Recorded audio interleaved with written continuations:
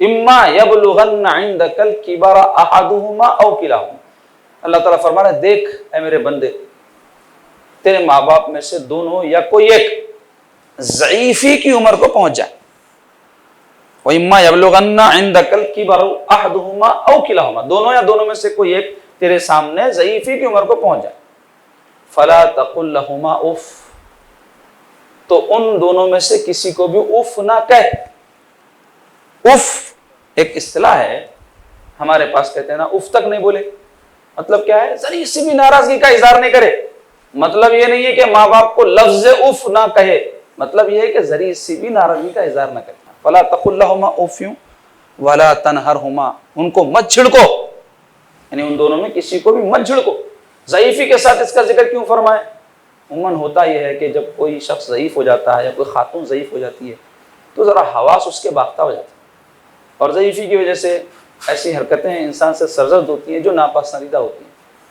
اس واسطے آپ دیکھو بوڑھے لوگ سست رفتار رہتے، بوڑھے لوگ کم سنتے، تو آپ کو بار بار بولنا پڑتا، دو چار اوقات سمجھائے نہیں سمجھ میں آتا، چڑچڑاپنا شروع ہو جاتا ہے، کیا ہے بول رہے ہیں تو بڑے زیادہ سمجھ نہیں۔ تو ضعیفی کی وجہ سے کیا ہوتا ہے؟ انسان کے تمام اعضاء کمزور ہو جاتے ہیں، سماعت کمزور، بصارت کمزور، ہاتھ پیر کمزور۔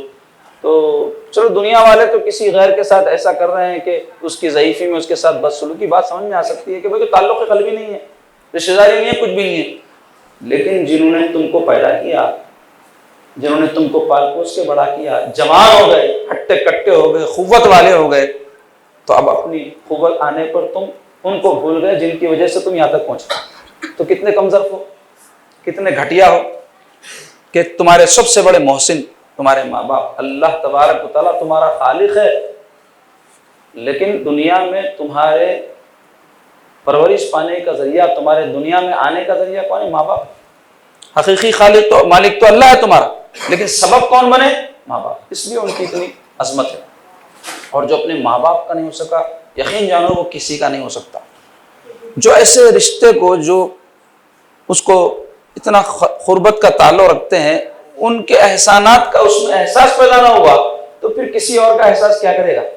ہرگز نہیں کر سکتا۔ فطرت کے خلاف ہے بات یہ کہ اگر کوئی ماں باپ کا نہیں ہو سکا تو کسی اور کا نہیں ہو سکتا۔